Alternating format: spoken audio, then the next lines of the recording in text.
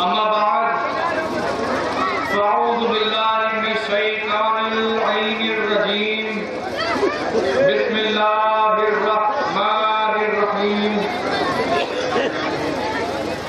إنما يريد الله ليذهب عنكم الرجس أهل البيت ويطهركم تطهيرا.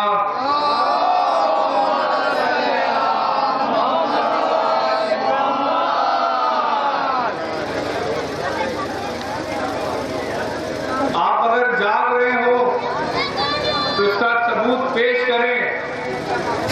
لبیک یا حسین، لبیک یا حسین، لبیک یا حسین، لبیک یا حسین. پیچھے والے حضرات شاید سو رہے ہیں. آپ حضرات سے گزارش ہے اگر جاگ رہے ہو اور محفل میں آئے ہو، کربلا والوں کی یاد میں آئے ہو، تو مولا حسن کے لیے ایک بار میرے ساتھ مل کے نعرہ لگائیں. لبیک یا حسین، لبیک یا حسین. یہاں حاضر ہی ہوئے ہیں مولا کے بلانے پر. ارادے رات بنتے ہیں، بن کے ٹوٹ جاتے ہیں. یہاں وہی آتے ہیں جنہیں مولا بلاتے ہیں. تو حضرات موقع ہے تمام نواب اپنی عقیدتوں کا نذرانہ بارگاہ اہل بیت میں پیش کر چکے. یہ فقیر بھی اسی غرض سے حاضر ہوا ہے تاکہ اپنی حاضری بارگاہ اہل بیت میں درج کرا سکے. میں چند لائن، چند شعر اہل بیت علیہ السلام کی شان میں پیش کرتا ہوں. آپ سماعت فرمائیں. مطلب ہے مدحت آل پیغمبر کا یہ منظر دیکھیے، مدحت آل پیغمبر کا یہ منظر دیکھیے. کھولیے قرآن، کھولیے قرآن اور سورہ کوثر دیکھیے. مدحت آل پیغمبر کا یہ منظر دیکھیے، کھولیے قرآن اور سورہ کوثر دیکھیے. کم سنی میں رتبہ شبیر و شبر دیکھیے، کم سنی میں رتبہ شبیر و شبر دیکھیے. ان کی جلسہ گاہ ہے دوش پیغمبر دیکھیے، ان کی جلسہ گاہ ہے دوش پیغمبر دیکھیے. ان کے در سے لوٹ کر خالی کوئی جاتا نہیں. کسی کو شک ہے؟ ان کے در سے لوٹ کر خالی کوئی جاتا نہیں. ان کی چوکھٹ پر کسی دن آپ جا کر دیکھیے، ان کی چوکھٹ پر کسی دن آپ جا کر دیکھیے. بہت ہی نازک شعر پیش کر رہا ہوں. ہے دعا محشر میں آ کر ڈال دے سر پہ میرے، ہے دعا محشر میں آ کر ڈال دے سر پہ میرے. کربلا میں چھن گئی تھی جن کی چادر دیکھیے، کربلا میں چھن گئی تھی جن کی چادر دیکھیے. بچہ بچہ اس گھرانے کا ہوا مشکل کشا، بچہ بچہ اس گھرانے کا ہوا مشکل کشا. یہ بھی فیضان کمال نسل حیدر دیکھیے، یہ بھی فیضان کمال نسل حیدر دیکھیے. وقت کا دامن تنگ ہے اور اختصار سے کام لینا ہے. تو آپ حضرات اگر میرا ساتھ دیں گے، آپ حضرات اگر میرا ساتھ دیں گے تو ہم دونوں مل کر آج یزیدیت کے تابوت میں کیل ٹھوکیں گے. آج یزید تو مر گیا، جیسے انگریز چلے گئے، انگریزی چھوڑ گئے، یزید مر گیا. یزیدی اب بھی زندہ ہے، ہمارے اور آپ کے درمیان ہے. چولے بدلنا ان کا کام ہے.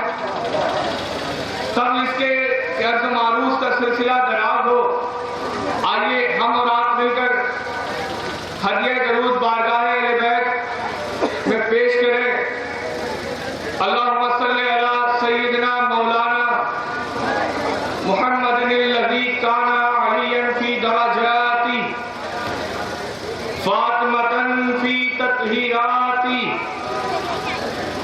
حسنا فی صفاتہ شہیدا فی تجلیات زین العابدین بعبادات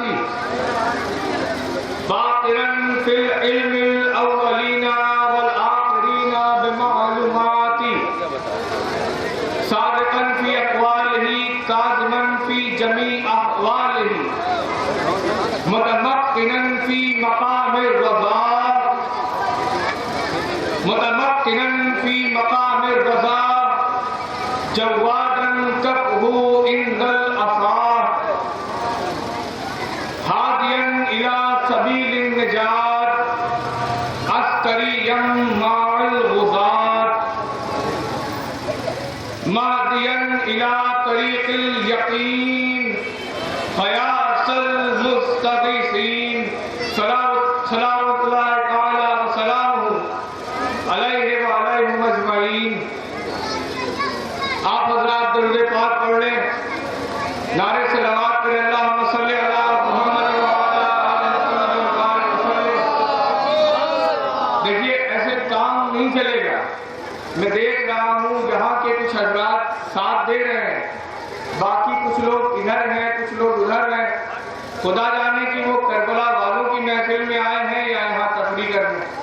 آپ حضرات ساتھ دیں تاکہ میں کچھ آپ تک پہنچا سکوں اور آپ کچھ حاصل کر سکیں۔ لفظ بازی سے کام نہیں چلتا، تقاریر کے معنی ہے کہ آپ تک کچھ پہنچ سکے۔ اگر میں آپ تک کچھ پہنچا نہ پایا تو میرا یہاں آنا بیکار ہوا۔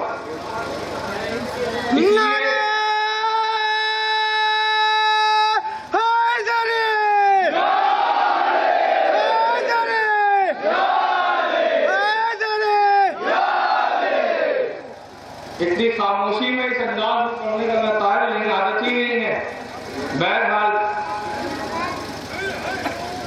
جس آیت مقدسہ کی تلاوت کا شرف حاصل ہوا، اللہ اس میں ارشاد فرماتا ہے، جملوں پہ غور کریں کہ بے شک اللہ کا یہ ارادہ ہے کہ اہل بیت سے ہر طرح کے رزق، ناپاکی، عیب کو دور رکھے اور انہیں خوب خوب پاک کر دے۔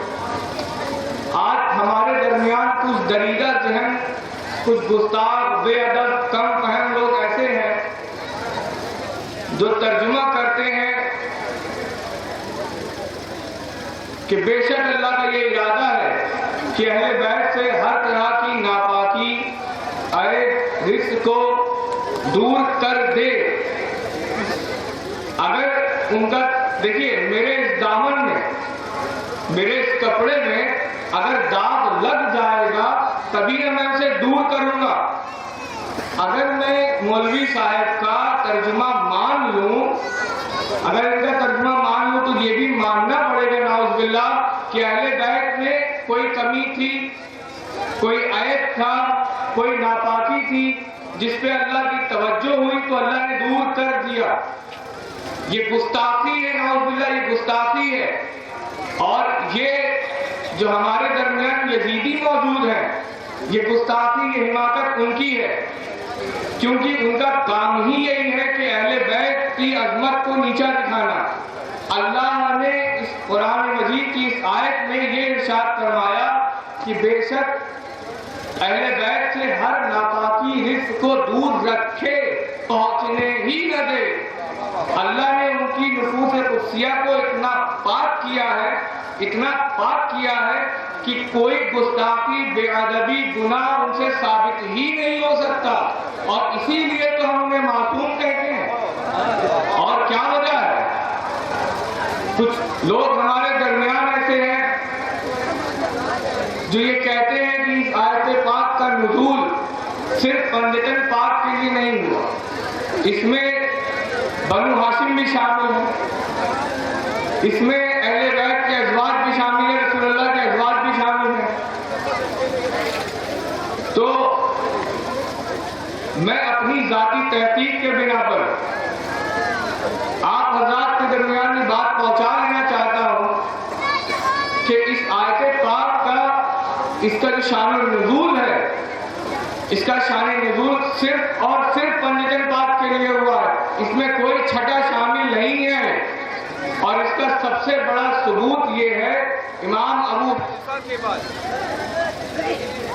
امام نعرہ صلوات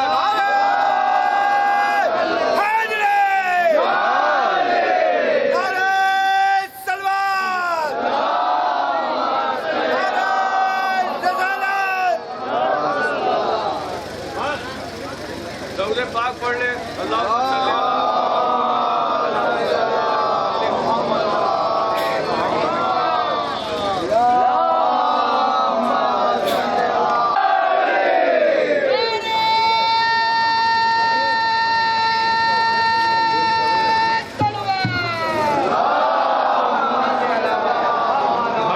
یہاں تو کوئی یزیدی موجود نہیں ہے نا. یہ مائک کس نے کاٹا؟ یہ کس کے پیٹ میں مروڑ ہوا ہے؟ ذرا جانچ لے، کوئی آ تو نہیں گیا؟ دیکھ لے ماحول ٹھیک نہیں ہے. تو اس آیت مبارکہ کے بارے میں یہ عرض کر رہا تھا کہ امام ابو حنیفہ کے بعد سب سے بڑے حنفی عالم کا نام ہے ابو جعفر الطحاوی المدنی الحنفی. ابو جعفر الطحاوی وہ ہے کہ جنہیں ابو حنیفہ کے بعد سب سے بڑا عالم مانا گیا. وہ اپنی تصنیف میں لکھتے ہیں، رقم دراز ہے، اور ان سے بڑا ثبوت، ان سے بڑی دلیل اہل سنت کے لیے کچھ نہیں ہے. بالخصوص ہندوستان میں اگر کسی کو ثبوت چاہیے کہ یہ آیت صرف پنجتن پاک کے لیے ہے تو ابو جعفر الطحاوی کا نام بہت کافی ہے.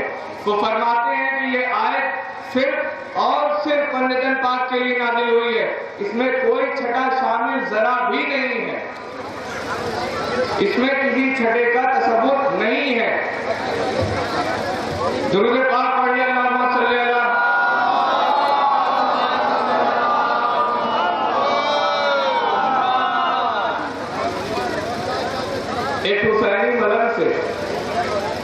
ایک حسینی ملن سے ایک وہابی جماعتی ٹکرا گیا، کہنے لگ گیا چلیے ہم آپ کو دین بتاتے ہیں. مسجد میں سنتوں بھرا درس ہو رہا ہے،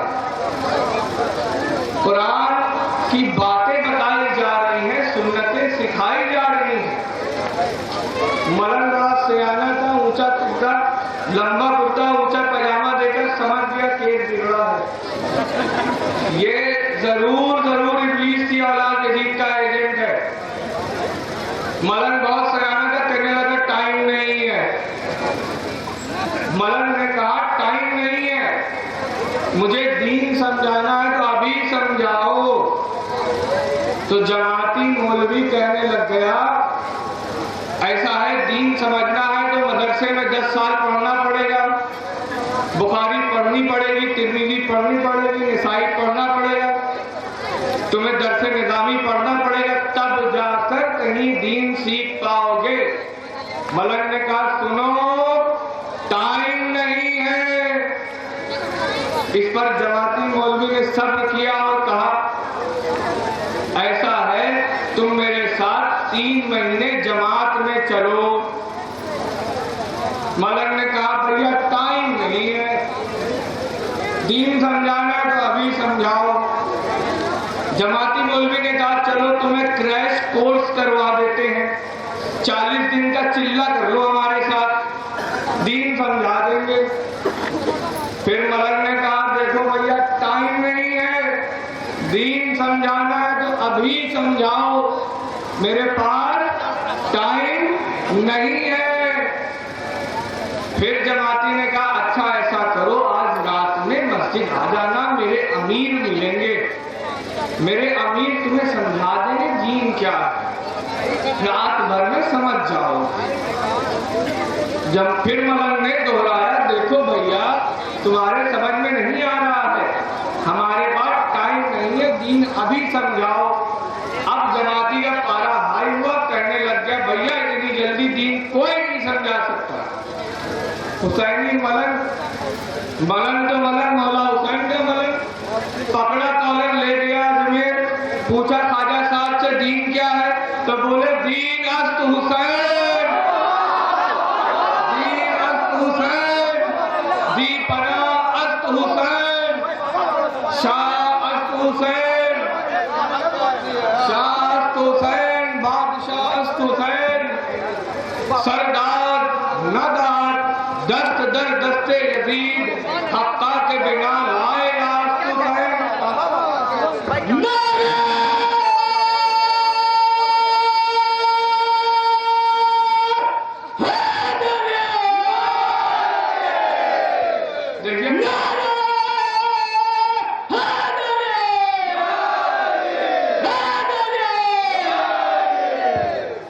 دیکھیے کچھ مون آپ بنا رہے ہیں تو ہمیں پڑھنے میں مزہ آ رہا ہے، آپ پڑھیں گے، آپ ساتھ دیں گے تو انشاءاللہ میں کچھ پہنچا کے جاؤں گا۔ تو آپ دیکھیے خواجہ صاحب کی عقیدت کیا ہے۔ اس 4 لائن کی ربائی میں فرما دیا کہ دین حسین ہے۔ بھائی علامہ اقبال نے کیا کہا؟ جب دین پہ وقت آیا تو مولا نے تلوار چلائی، پھر دین پہ وقت آیا تو امام حسین علیہ السلام نے سجدہ کیا۔ علامہ اقبال نے اسی بات کو کہا ہے کہ اسلام کے دامن میں بس اس کے سوا کیا ہے، ایک ضرب ید اللہ، ایک سجدہ شبیر۔ تو اس بات کو خواجہ صاحب کی عقیدت دیکھی کہ وہ اتنے بڑے پنجتن پاک کے مرید اور عاشق کہ 4 لائن میں امام حسین کا ذکر 5 بار کیا، امام کا نام 5 بار آیا، اور جس لائن میں، جس مصرے میں یزید لعین کو رکھا، جس مصرے میں، جس لائن میں یزید پلید کو رکھا، اس میں امام حسین کا نام نہیں لیا، اور جس لائن میں امام کا نام لیا یزید کو وہاں گھسنے نہ دیا۔ تو اسی طرح آج ہمارے درمیان کچھ لوگ ہیں عجیب عجیب شکلوں کے، بال منڈائے ہوئے ہیں۔ یہاں اماموں کی سنت، امام علی رضا علیہ السلام کی زلفیں بڑی دراز تھی، امام حسن علیہ السلام کی زلفیں دراز تھی، یہ بال منڈائے پھرتے ہیں تو پتہ چلتا ہے ان کو وہی کام کرنا ہے جو ائمہ اہل بیت نے کیا ہے، ان کو وہ کام نہیں کرنا ہے جو ہمارے اماموں نے کیا۔ یہ آج ایسے ہی ایک مولوی ہم سے ٹکرا گئے، کہنے لگے بھائی علیہ السلام نہیں کہنا چاہیے، بھائی یہ تو صرف جو ہے نبی کے لیے اور فرشتوں کے لیے ہے۔ میں نے کہا بھیا کسی کے لیے نہیں؟ کہنے لگے کسی کے لیے بھی نہیں۔ میں نے پوچھا اہل بیت کے لیے؟ کہا بالکل نہیں۔ میں نے پوچھا بھیا یہ بتاؤ امام حسین کے لیے؟ کہا ذرا بھی نہیں۔ پھر میں نے کہا بیٹا تمہارا اسکرو ڈھیلا ہو گیا ہے، تمہارا جو سرکٹ ہے وہ شارٹ ہو گیا ہے، جاؤ کسی الیکٹریشین کے پاس سولڈرنگ کروا لو۔ علیہ السلام بالکل استعمال کیا جا سکتا ہے۔ پوچھنے لگا کیسے؟ میں نے کہا میں پنجتن پاک کا مرید ہوں، 5 منٹ میں سمجھا دوں گا اور تم قبول ہو گے۔ بولنے لگا سمجھائیے، ہم حاضر ہیں۔ میں نے کہا چلو پہلے طے کرتے ہیں مالک بڑا کی نوکر؟ کہنے لگ گیا بھائی صاحب مالک بڑا۔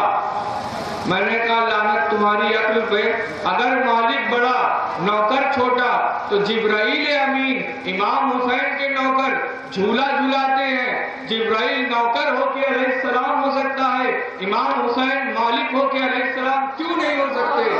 بولا مان گئے مولانا آپ کی بات۔ چلیے یہ بات مان لیتے ہیں، یہ بات آپ کی مان لیتے ہیں، مگر حسین زندہ باد نہیں کہنا چاہیے۔ ہم نے کہا کیوں نہیں کہنا چاہیے؟ وجہ کیا ہے؟ کہ بس نہیں کہنا چاہیے۔ ہم نے کہا سنو، نبی کے لال علی کے چین زندہ باد، نبی کے لال علی کے چین زندہ باد، جناب سیدہ کے نور عین زندہ باد ہے، جس کا پاک لہو وہی پکارے گا۔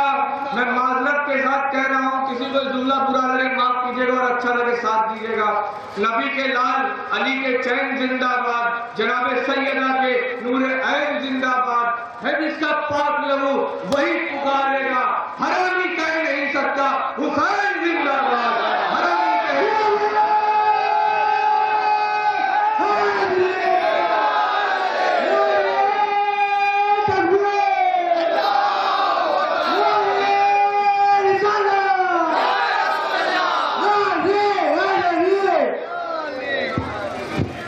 یہ میں نہیں کہتا، خود یہ حدیث مولائے کائنات سے روایت ہے. امام بخاری کہتے ہیں سب سے مستند حدیث وہ ہے جو اہل بیت سے روایت کی جائے، جو مولا علی سے آئے. اور مولا علی فرماتے ہیں کہ رسول اللہ نے فرمایا اہل بیت سے بغض وہی رکھے گا، نفرت وہی رکھے گا جو ولد الزنا ہو.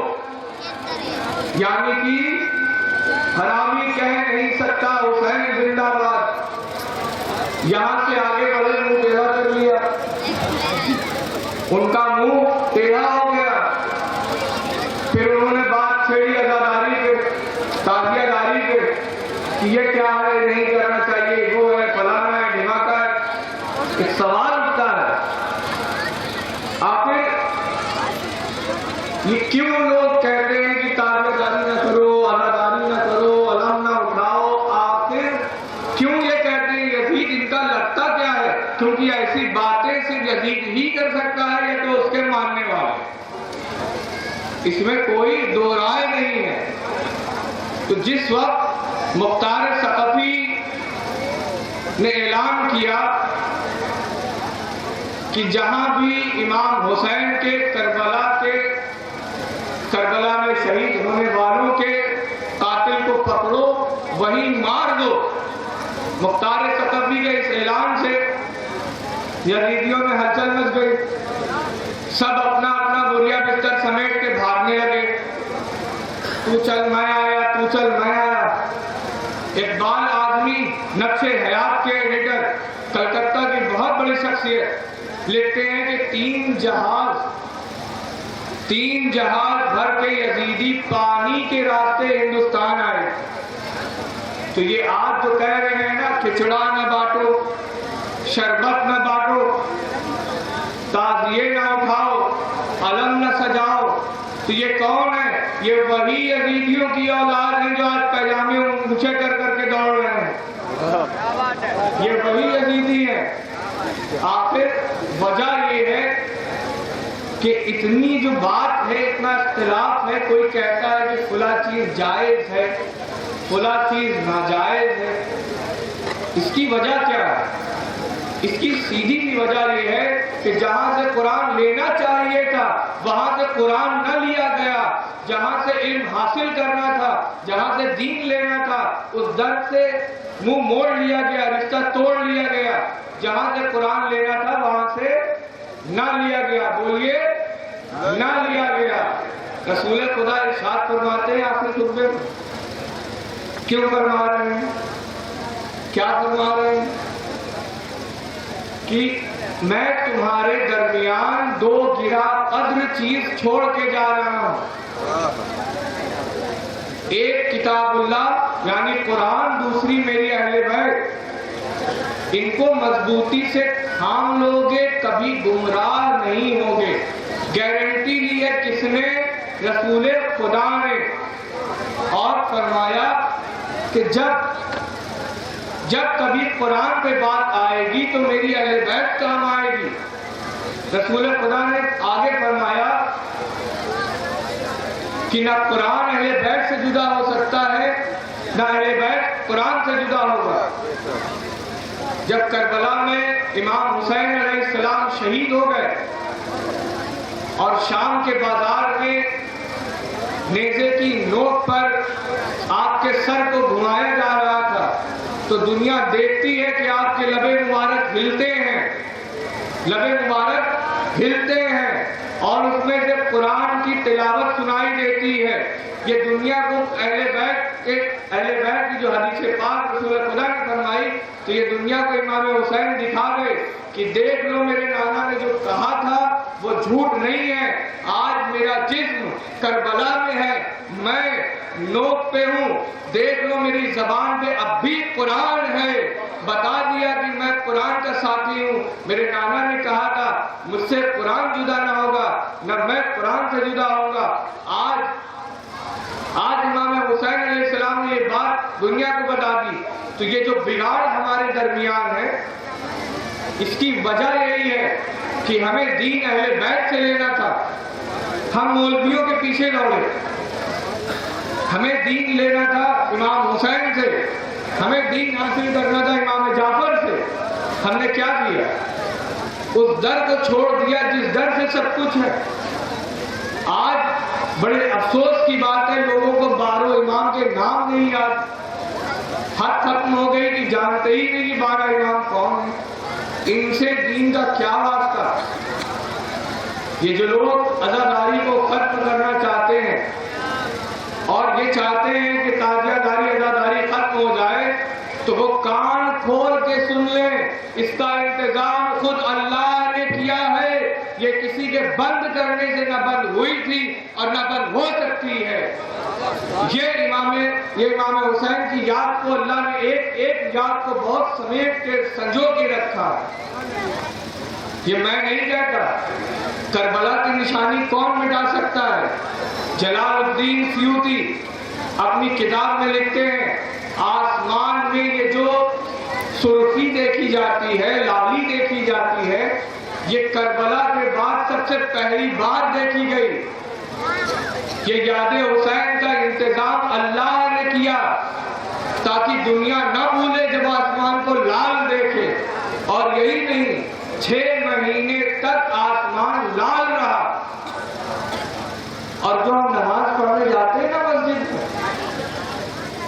میں، جمعہ تو سبھی پڑھتے ہیں، دیکھیے یاد حسین کا ذمہ اللہ نے لیا تو کیسے پورا کیا کہ جمعے کی نماز میں کسی بھی مکتب فکر کا عالم ہو، وہ خطبہ دینے کے بعد 2 خطبوں کے درمیان بیٹھتا ہے۔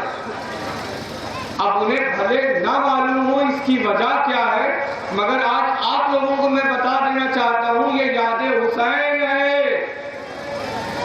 یہ اللہ نے یاد حسین کو باقی رکھا ہے۔ اب وہ جو لوگ مٹانے پہ تلے ہیں وہ خود اس کو ہر جمعہ کرتے ہیں۔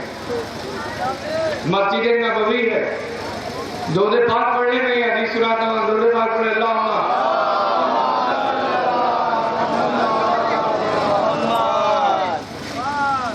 مسجد نبوی ہے، رسول خدا منبر پر خطبہ ارشاد فرما رہے ہیں۔ جب رسول خدا کی آواز امام حسین علیہ السلام کے کان میں پڑی، جب کان میں پڑی تو امام مچل گئے، برداشت نہ ہوا۔ ارے ان سے بڑا بھی کوئی عاشق رسول ہے؟ ابھی امام کا بچپنا ہے۔ امام اپنے ننھے پیروں سے ننھے قدموں کو بڑھاتے ہوئے مسجد نبوی میں داخل ہوتے ہیں۔ مسجد نبوی کا فرش ناہموار ہے، ابھی امام حسین نے چلنا سیکھا ہے۔ اور دنیا کا کوئی بھی رئیس زادہ ہو، نواب زادہ ہو، بڑے سے بڑا رئیس ہو، اس کو یہ شرط نہیں حاصل کہ جب وہ چلنا سیکھتا ہے تو زیادہ سے زیادہ مکمل کی تعلیم پہ چلتا ہے، مکمل کی تعلیم پہ چلتا ہے۔ مگر مسلمانوں، مومنوں، قربان جاؤ امام حسین کی عظمت پر کہ امام حسین نے رسول خدا کے سینے پہ چلنا سیکھا ہے۔ امام جناب ابو ہریرہ روایت کرتے ہیں کہ میں نے دیکھا کہ حضرت امام حسین رسول خدا کے پیٹ پر کھڑے ہیں، رسول خدا کے پیٹ پہ کھڑے ہیں، اور رسول خدا امام سے فرما رہے ہیں، الیہ یا بنیہ، الیہ یا بنیہ، اے میرے بیٹے قریب آؤ، میرے پاس آؤ، الیہ یا بنیہ۔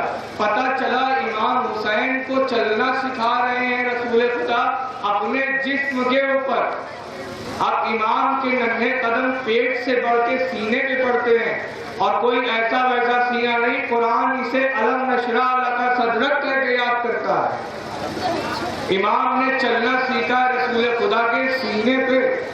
مسلمانوں یاد رکھنا یہ بات، امام حسین نے رسول خدا کے سینے پہ چلنا سیکھا۔ تو مدینے مسجد نبوی کی کا فرش جو ہے ناہموار ہے، اوبڑ کھابڑ ہے۔ امام حسین آگے بڑھتے ہیں، اتنے میں امام کے قدم ڈگمگا جاتے ہیں اور اندیشہ ہوتا ہے کہ امام اب گر جائیں گے۔ تو رسول خدا سے یہ برداشت نہ ہوا، فریضہ رسالت کو ترک کیا، فوراً لگ کے اور امام کو گود میں اٹھا لیا اس سے پہلے کہ وہ گر جائے، اور اٹھا کے لے آئے، اپنے گود میں بٹھایا، خطبہ چھوڑ دیا، فریضہ رسالت چھوڑ دیا، فرائض موقوف کر دیے، دین کا کام روک دیا۔ کس کے لیے؟ امام حسین کے لیے۔ اور جب تک امام حسین اپنی مرضی سے بیٹھے رہے، رسول خدا بیٹھے رہے، جب اٹھ کر چلے گئے تو رسول خدا اٹھے اور خطبے کو پورا کیا۔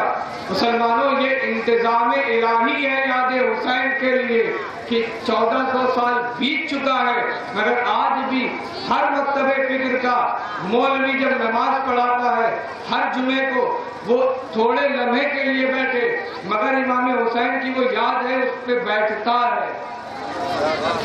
یہ امام حسین کی یاد ہے اور اس کا ذمہ اللہ نے لیا ہے۔ ارے ہم اسلام کے ماننے والے ہیں نا، اسلامی ہے نا، مسلمان ہیں۔ اللہ جس کا ذمہ لیتا ہے اس کو اپنی تو کیا دوسروں کی کتابوں میں محفوظ رکھتا ہے۔ 1911 میں علامہ عبدالعزیز اپنی کتاب بشارت احمدی میں، یہ کتاب میں انہوں نے شلوک اکٹھے کیے، اس کتاب میں شلوک اکٹھے کیے اسلام کے متعلق، دین کے متعلق، رسول خدا کی پیشن گوئی کے متعلق۔ اسی میں سے ایک شلوک میں سناتا ہوں آپ۔ اس شلوک میں مہادیو پاروتی سے کہتے ہیں کہ ایک وقت آئے گا جب مہامد نام کے ایک شخص آئیں گے، ان کے جسم پر مکھی نہیں بیٹھے گی، ان کا سایہ نہیں ہوگا، ان کی ایک بیٹی ہوگی۔ یہاں تک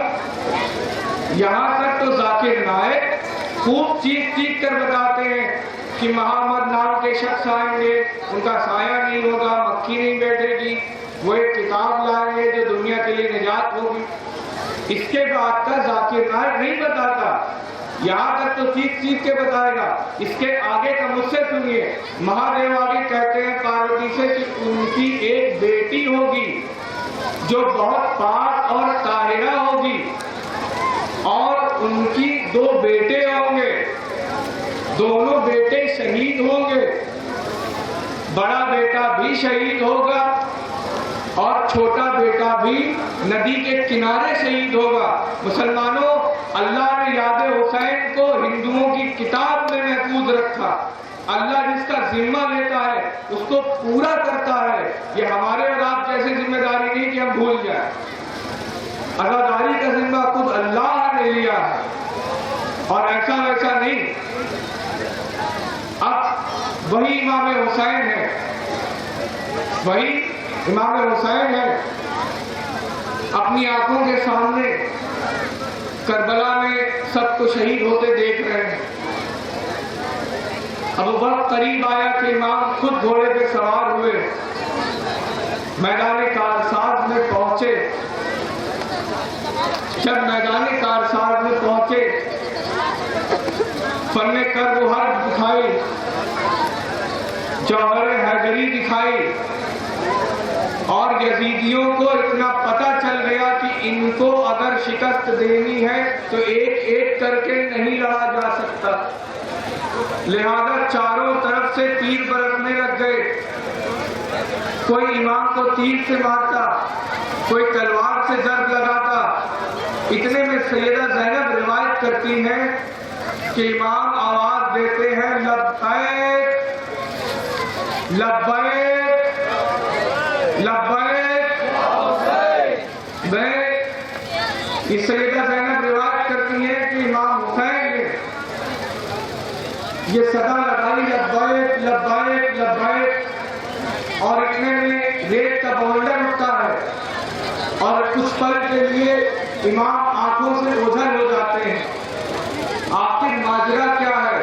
تو پتہ یہ چلتا ہے کہ عبداللہ یمنی نام کے ایک صحابی تجارت کر کے لوٹ رہے تھے، ان کی کشتی بھور میں پھنس گئی، ملاحوں سے کچھ نہ ہوا، وہ نکال نہ پائے، تو عبداللہ یمنی نے آواز لگائی المدد یا حسین، المدد یا حسین، المدد یا حسین۔ عبداللہ یمنی کی اسی تین پکار پر مولا حسین نے لبیک کہا اور روحانی طور پر وہاں گئے، اس کی کشتی کو بھور سے نچالا اور جانے لگے، یہ بھی ظاہر نہ ہونے دیا کہ ہم کون ہیں۔ عبداللہ یمنی نے جھٹ سے پوچھا اے مددگار آپ کون ہیں؟ میری مدد کو آئے ہیں، آپ کون ہیں؟ امام مظلوم نے اپنے چہرے سے نقاب ہٹایا۔ عبداللہ یمنی کی یاد رکھنا عبداللہ یمنی، کل کوئی پوچھے، کوئی کہے کہ مدد نہیں کر سکتے تو کہہ دینا وہ مدد کر سکتے ہیں۔ اسی بات کو ایک شاعر نے کہا ہے، دونوں امام خلق کے حاجت روا ہوئے، دونوں امام خلق کے حاجت روا ہوئے، مشکل کشا کے بیٹے بھی مشکل کشا ہوئے۔ میں معذرت چاہتا ہوں، نہ ہم میں اتنا دم ہے کہ میں مصائب پڑھ سکوں، نہ اتنا دم ہے کہ میں سن سکوں، کلیجہ پھٹنے کو آتا ہے۔ یہ وہ شخصیت ہے جن پہ اتنا ظلم ڈھایا گیا کہ آج تک کسی پہ ظلم نہ ڈھایا گیا۔ رسول عربی کہتے ہیں کہ انبیاء پہ بہت ظلم ڈھائے گئے، مشکات کی حدیث صحیحہ ہیں، بے انتہا ظلم ڈھائے گئے، مگر جتنا ظلم اس محمد عربی پہ ہوا ہے، جتنا ظلم میرے اوپر ہوا اتنا کسی کے اوپر نہ ہوا۔ تاریخ بتاتی انبیاء کو پھانسی دی گئی، انبیاء کو کاٹا گیا، نبیوں کو مارا گیا، زندہ دفنایا گیا، مگر محمد عربی کو نہ کاٹا گیا، نہ مارا گیا، نہ دفنایا گیا، نہ پھانسی دی گئی۔ آخر کون سی بات ہے؟ کس بات پہ محمد عربی نے یہ بات کہی؟ میں اس بات کو سوچ کے لائبریری میں آیا اور ڈھونڈتا رہا، تب میری نگاہ پڑی کسی نبی کی بیٹی دربار میں نہیں گئی۔ محمد عربی کی بیٹیاں دربار میں یزید کے سامنے ہاتھ کو پیچھے باندھے کھڑی ہے اور ایک مردود لعین کی شراب ختم ہونے کا انتظار کرتی ہے۔ یہ امام حسین، ان کا سر کاٹ دیا گیا، ان کو الٹا ذبح کر دیا گیا۔ محمد عربی نے اسی لیے ادھر اشارہ کیا کہ جتنا ظلم مجھ پر ہوا اتنا کسی پر نہ ہوا، مجھ میں اتنی سکت نہیں۔ میرے بھائیوں کی میں مصائب پڑھوں، وما توفیقی الا باللہ العلی العظیم، والسلام۔